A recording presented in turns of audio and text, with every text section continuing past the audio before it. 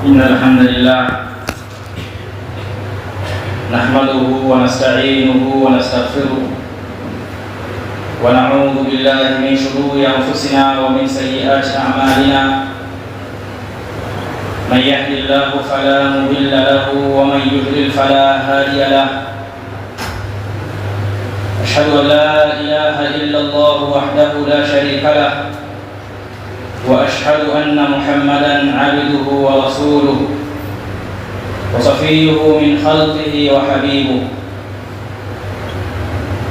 يا أيها الذين آمنوا اتقوا الله حق تقاته ولا تموتن إلا وأنتم مسلمون.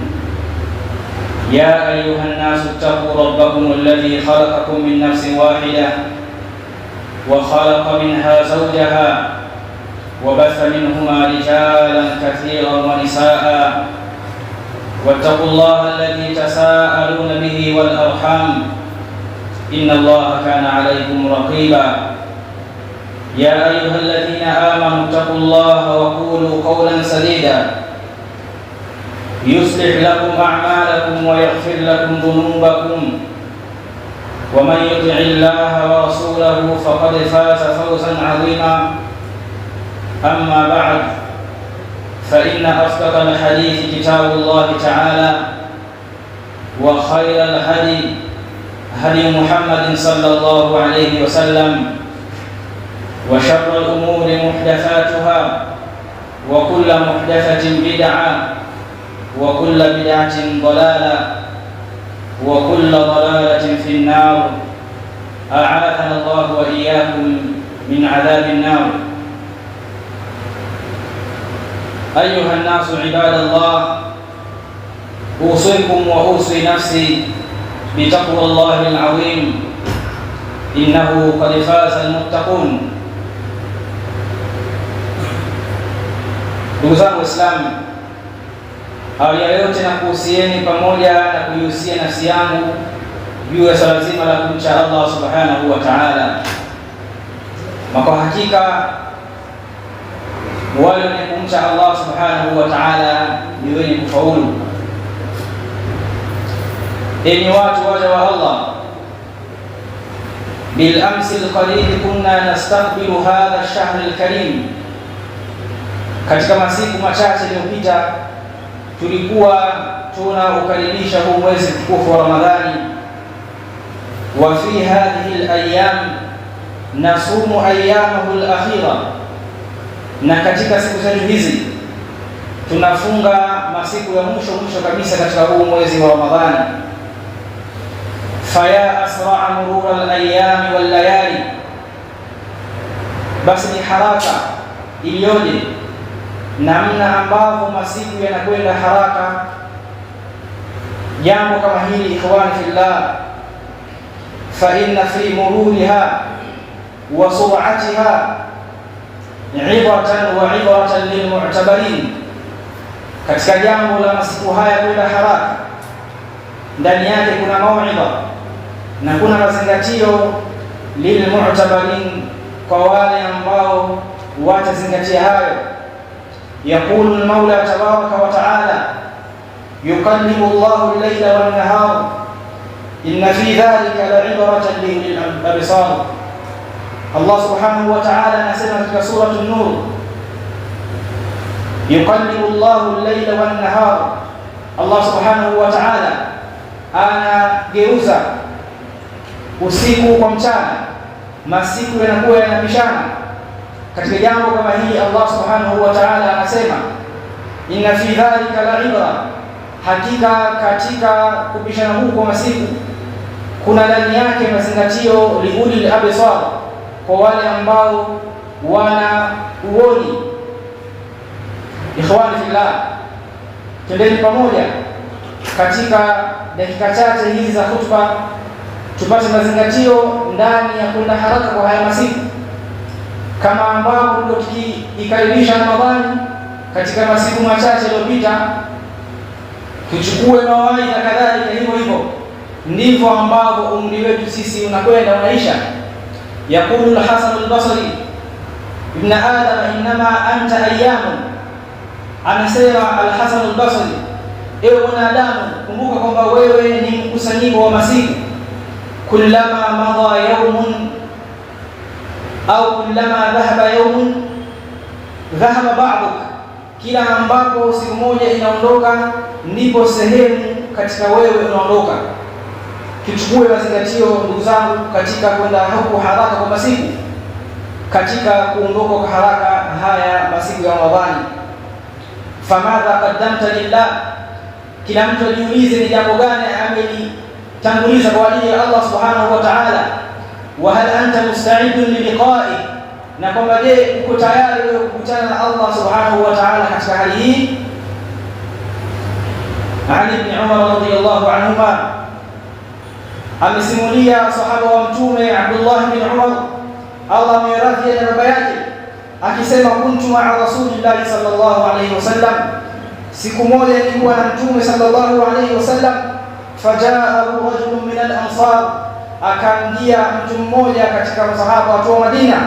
Fasallama ala nabii sallallahu alayhi wasallam thumma qala, akamsalimia Mtume sallallahu alayhi wasallam kisha akasema, ya Rasulullah, ewe Mtume wa Allah, ayyul mu'minina afdal, ni mu'min yupi bora zaidi mbele za Allah subhanahu wa ta'ala? Qala ahsanuhum khuluqa, Mtume akasema ni yule ambaye ana tabia nzuri, ana tabia bora zaidi, huyo anakuwa anapendeza zaidi kwa Allah. Qala fa ayyul mu'minina akyas, akamuuliza tena, je, ni muumini yupi mwerevu mwenye akili? Akasema Rasulullah sallallahu alaihi wasallam, aktharuhum lilmauti dhikra, ni yule ambaye anafanya wingi wa kukumbuka mauti. Wa ahsanuhum lima ba'dahu istidada, na yule ambaye anafanya wingi wa kufanya maandalizi kwa ajili ya hayo mauti. Ulaika al-akyas, hao ndio watu werevu. Hadithi akhrajahu Ibn Majah wa hasanahu al-Allamah al-Albani rahimahullah ta'ala. Ndugu zangu Waislamu, la dara lilmar'i yaskunuha illa allati kana qabla al-maut yabniha, hakuna nyumba ambayo tutakwenda kukutana nayo akhera ila ni nyumba ambayo ilikuwa tukijenga kabla ya mauti.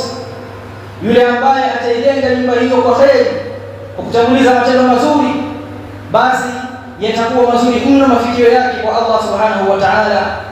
Wa in banaha bi sharrin, na kama mtu ataijenga nyumba yake kwa vibaya, asifanye maandalizi, basi atakuwa ni hasara mbele ya Allah subhanahu wa ta'ala. Wa dhalika huwa al-khusran al-'azim, hiyo ndio itakuwa hasara kubwa, kwa sababu hakuna tena wakati wa kurekebisha. Wakati wa kurekebisha ni huu ambapo tutakana tuchukue mazingatio katika kumaliza mwezi wa Ramadhani, na mazingatio ya namna gani mwili wetu unaondoka haraka. Ikhwani fillah, tutataja mambo matatu na yapo mambo mengi.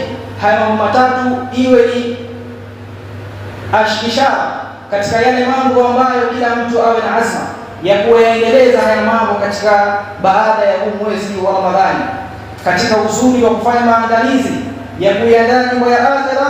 Almudawamatu ala al-a'mali wa in qall, ni sisi kudumu katika matendo mema hata kama haya matendo mema yatakuwa ni machache. Ana Aisha radhiyallahu anha qalat, amesema mama wa muumini Aisha radhiyallahu anha, suila an-nabiy sallallahu alayhi wasallam ayyul amal ahabbu ila Allah. Mama Aisha anatuambia, aliulizwa Mtume sallallahu alayhi wasallam, ni amal, ni matendo yapi yanapendeza zaidi kwa Allah subhanahu wa ta'ala? Qala adwamuhu wa in qalla, rawahu Muslim. Akasema Mtume, matendo yanayopendeza zaidi kwa Allah ni yale yenye kudumu, akadumu mtu na haya matendo mema, wa in qalla, hata kama yatakuwa ni matendo ambayo ni machache. Fahafidhu ala ma tawaadtu alayhi fi Ramadan, basi ndugu zangu Waislamu, na kuhusieni na kuhusia nafsi yangu kuyahifadhi na kuyadumisha yale ambayo tulikuwa tumeyafanya mno katika Ramadhani. Min adai salati fi waqtiha jama'atan fi masajid, jambo la kuziswali swala hizi katika wakati wake, tena kuziswali jamaa misikitini, tuliendeleze jambo. Walizamu ma kuntum alayhi min huduri majalis al-ilm, na kadhalika jilasimisheni na endeleeni kukaa katika vikao vya kheri, vikao vya kusikiliza elimu kama ambavyo mlikuwa mmekaa hivyo katika mwezi wa Ramadhani. Wama kuntum min muamalatin hasanatin linnas, na vile ambavyo mlikuwa mna muamala mzuri na watu, hamuwakaribii watu, hamuwaonei watu. Huo ndio mwendo ambao tutaenda nao baada ya Ramadhani. Wa sabrin alayhim, na kufanya subra juu ya watu ambao wanafanya nao kazi pamoja, mtu na nyumbani kwake, mkewe au mumewe, aendelea subra kama ilivyokuwa katika mwezi wa Ramadhani. Wa silatil arhami, na kuunga udugu. Wa it'ami at'am, na jambo la kulishana vyakula wala ambao ni wahitaji wasiache kwa sababu mwezi wa Ramadhani umeisha, bali jambo hilo liendelee. Wa ifshai salami wadawami ala alqiyam, na kuendelea kueneza salamu, kumsalimia Muislamu unayemjua na usiyemjua. Kadhalika na jambo la kudumu katika qiyamul layl, kwa sababu qiyamul layl iko katika masiku yote, na Allah fadhila zake za kuteremka kuja katika wingu wa dunia zipo kila siku, hata baada ya mwezi wa Ramadhani. Wastaqimu ala ta'ati rabbikum, na endeleeni kuwa na msimamo wa kusimama katika jambo la kumtii Allah subhanahu wa ta'ala katika siri na katika dhahiri. Ikhwani fillah, yule ambaye Ramadhani hii akasema mimi nitakuwa ni mwenye kuswali Ramadhani hii, mimi nitaacha jambo la zina, nitaingia katika ndoa. Akasema mwingine mimi Ramadhani hii nitaanza kujistiri na hijabu ya kisheria katika wanawake, asirudi nyuma baada ya Ramadhani, aifanye hii Ramadhani ni nuktatun intiraqiyya, ndiyo sehemu ya kubadilisha ukurasa wa maisha yake, kwa sababu hatujui ni lini mauti yatakuja, na mauti yanakuja ghafla. Laalla tukidumu katika uwema, ayuhtima lana Allahu bil khair, Allah akatuhitimisha katika hali ambayo ni hali nzuri. Ikhwani fillah, jambo jingine, muwasalatu al-a'mal as-salihah ba'da Ramadhan, ni kuendelea kufanya matendo mema baada ya Ramadhani. Na katika haya matendo mema ni kufunga siku 6 za baada ya huu mwezi wa Ramadhani. Anasema Mtume sallallahu alaihi wasallam, man sama Ramadhana thumma atba'ahu 6 min Shawwal, yule ambaye anafunga Ramadhani kisha akafuatisha yale masiku 6 ya mwezi wa Shawwal, kana kasiyami dahr, anakuwa ni kana kwamba amefunga mwaka mzima.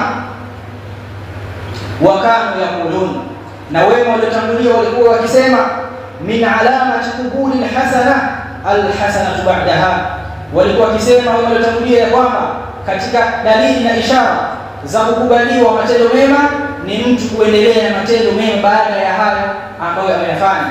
Kwa mtu kudumu katika mema na ndani yake kufunga 6 min Shawwal na matendo mema mengineyo ni dalili ya kukubalika matendo yake katika mwezi huu wa Ramadhani. Na jambo jingine, ikhwani fillah, tadhakkaru daima, kumbuka mara nyingi, nikumbushe, anna al-ibrata bil khawatim, ya kwamba pana zingatiwa mwisho, namna ambavyo unakuwa mwisho wa mtu ndio pana mazingatio ndani yake. Kwa hivyo tutekeleze, turekebishe miishio yetu, laalla Allah akatuishia katika jambo la kheri, katika mwisho mzuri wa kumaliza mwezi wa Ramadhani.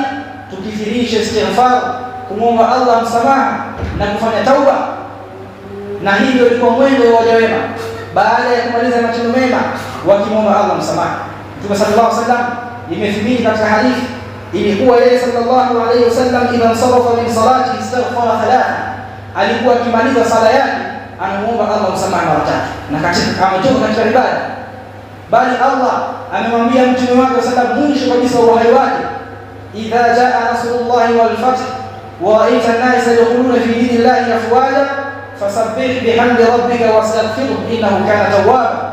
Mwisho wa uhai wake Allah anamwambia mtume wake, fasabbih bihamdi rabbik, msabbih muda wako, wastaghfirhu, na muombe Allah msamaha, innahu kana tawwaba. Lakini si hivyo, ibada ya hija, watu maliza ibada ya hija, Allah anamwambiaje? Anaambia thumma afidhu min haythu afadha an-nas wastaghfirullah. Mwishoni wamaliza ibada ya hija kwa kufanya istighfar. Kufanya istighfar mwisho wa matendo haya itakuwa ni sababu ya Allah subhanahu wa ta'ala kutusamehe yale makosa yaliyoteleza katika Ramadhani, na itakuwa ni sababu ya kuziba mapengo ambayo yalipatikana na sisi katu hatuwezi kutekeleza amali kama vile ambavyo Allah subhanahu wa ta'ala anataka. Naomba Allah subhanahu wa ta'ala atujalie katika waja wake wenye kutubu kwake na wenye kurejea kwake. وأن يغفر لنا وأن يتوب علينا إنه هو الغفور الرحيم.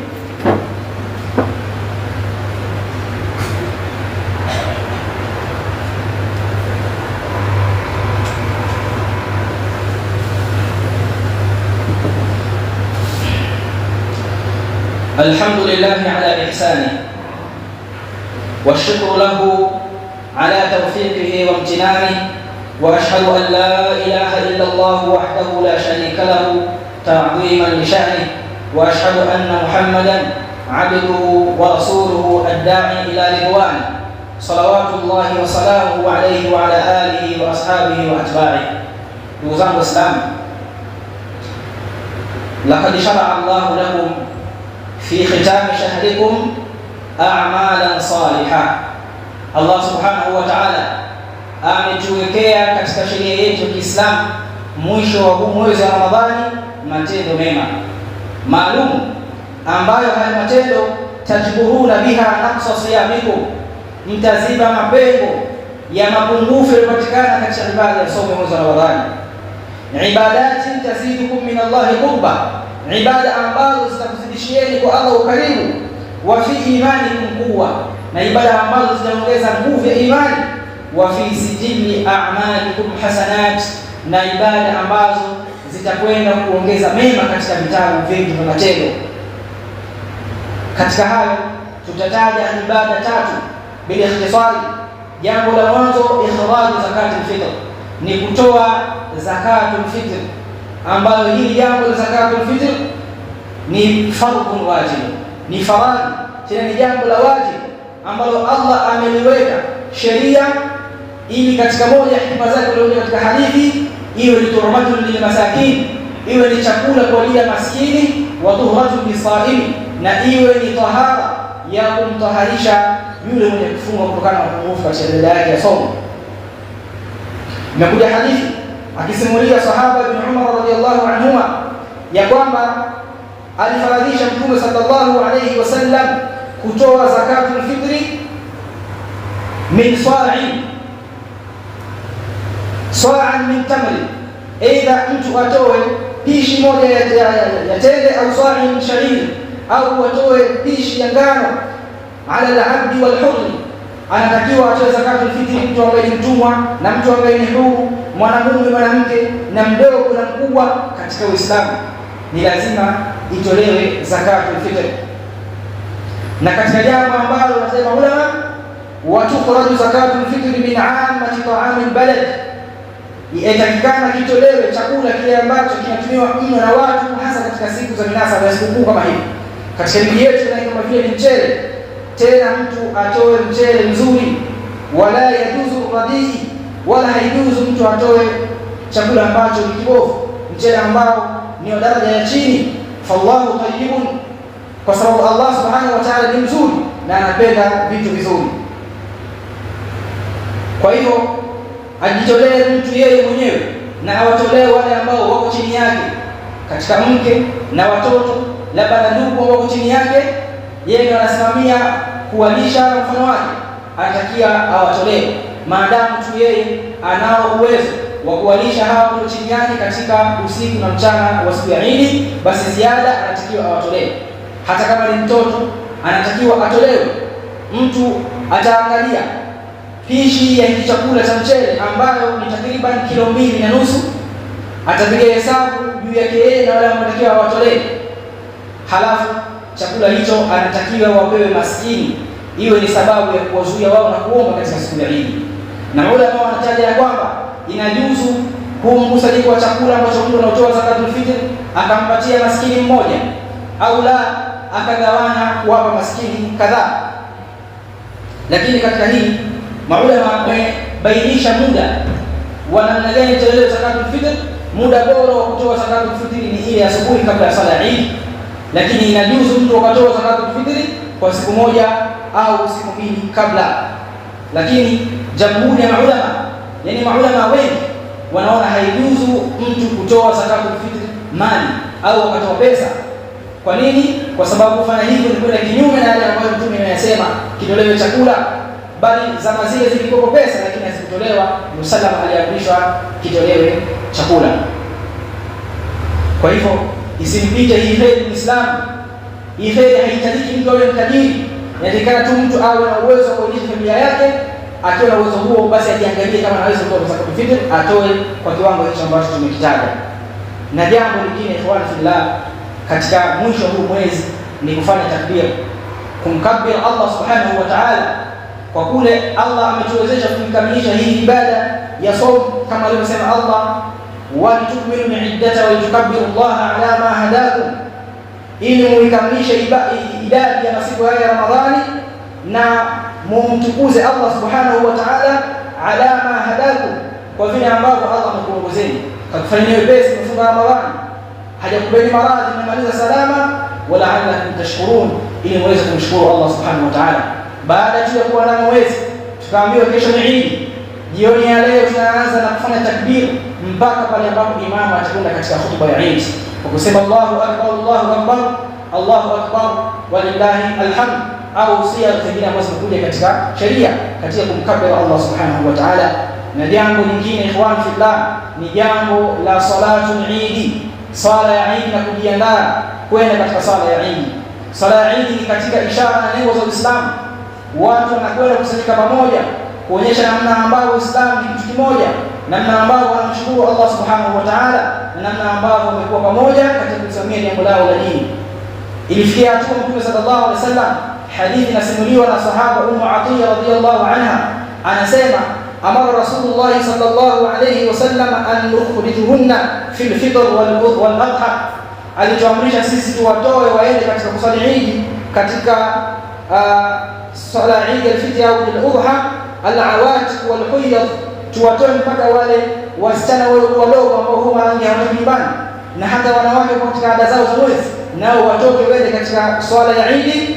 Wa fa imma al-huyad fayatazilna al-musalla, ama wale ambao katika ada zao za mwezi watakwenda katika kiwanja cha Eid, wao hawatakuswali, watakaa pembeni wakati wa kuswali, lakini wayashhadu, washuhudie dua ya Uislamu na washuhudie ule mkusanyiko wa Waislamu. Tazama, pakaulizwa ya Rasulullah, ahaduna la yakunu laha jilbabun, ewe Mtume Allah, miongoni mwetu sisi kuna ambaye hana jilbab. Mwanamke anamuuliza Mtume, kuna miongoni mwetu hawana jilbab, yani nguo ya kujistiri kuanzia juu mwili wake mpaka chini, tutatoka vipi kwenda katika Eid? Mtume sallallahu akasema, litulbisaha ukhtuha min jilbabiha, basi ndugu yake amwazime jilbabi aende katika kuswali swala ya Eid. Watu wote katika swala ya Eid wamejiandaa vizuri, na kama ni wanaume wameweka manukato na wamevaa nguo nzuri, na wanawake kadhalika wavaa nguo nzuri za heshima na nguo za stara, lakini wao hawafai kuweka manukato katika nguo zao na hawafai kuonyesha mapambo yao. Wataenda katika namna kama hiyo katika kushuhudia hii nembo katika nembo za Uislamu. Na jambo la muhimu mno, mtu atoke nyumbani hali ya kuwa amekula. Ilikuwa Mtume sallallahu alaihi wasallam kabla ya kwenda katika salatu ya Eid, yakulu tamawati, anakula tende kadhaa. Kwa kutoka nyumbani ule tende kadhaa, utakuwa umepatia sunna ya Mtume sallallahu alaihi wa alihi wasallam. Namuomba Allah subhanahu wa ta'ala kwa majina yake mazuri na sifa zake tukufu atukubalie ibada katika mwezi huu wa Ramadhani, na kadhalika Allah subhanahu wa ta'ala atuwafikishe katika matendo mema baada ya mwezi wa Ramadhani. Rabbana atina fid dunya hasana wa fil akhirati hasana wa qina adhaban nar. Allahumma lakal hamdu an ballaghtana shahr Ramadan. Allahumma taqabbal minna as-siyam wal qiyam wa ahsin lana al-khitam.